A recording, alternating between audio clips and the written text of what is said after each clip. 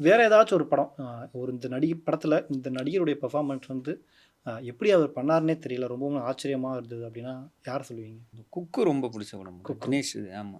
தினேஷ் எனக்கு அவர நல்லா தெரியும். பட் இருந்தாலும் பெர்ஃபார்மரா அவர் வந்து நேர்ல பண்றத விட ஸ்க்ரீன்ல ஒரு பிரசன்டேஷன் அவர் பண்ணும்போது வந்து, அதோட சில இதெல்லாம் வந்து நம்ம நடிச்சு பிராக்டிஸ் நம்ம நடிச்சு பார்க்கணும்னு நெனைப்போம்ல. அதெல்லாம் நமக்கு ட்ரை பண்ணவே முடியாது போலன்னு தோணும். ஆனா உங்களுக்கு அந்த களம், அந்த எ ஒ அந்த அந்த வேலை வாங்குற சூழல், அந்த இயக்குனர்கள், அந்த சிச்சுவேஷன் இது எல்லாம் வரும்போது, அது ஆட்டோமேட்டிக்கா ஒரு வைப் வந்துரும் அது. குக்குல தான் அவருக்கு அந்த கண்லாம் ஆமா, மாத்தி ஆமா. வச்சுக்கிற மாரி, பயங்கர ஸ்ட்ரகிள் ஃபேஸ் ஆமா. பண்ணாரு. அதுக்கு விசாரணை எக்ஸ்ட்ரீமா இருக்கும். விசாரணையிலுமே எனக்கு. அவர் படம் எல்லாமே பெஸ்ட்டா இருக்கும்.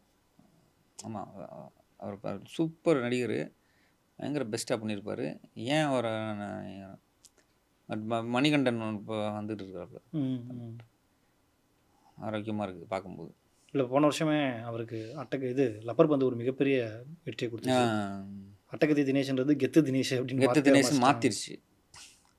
ஏன்னா அவரு ஒரு விஜய் சேதுபதி அண்ணனுக்கு ஈக்குவலான ஒரு இன்னொரு விஜய் சேதுபதி அண்ணனா இருக்க வேண்டிய ஒருத்தன் கூட தான் அவரு.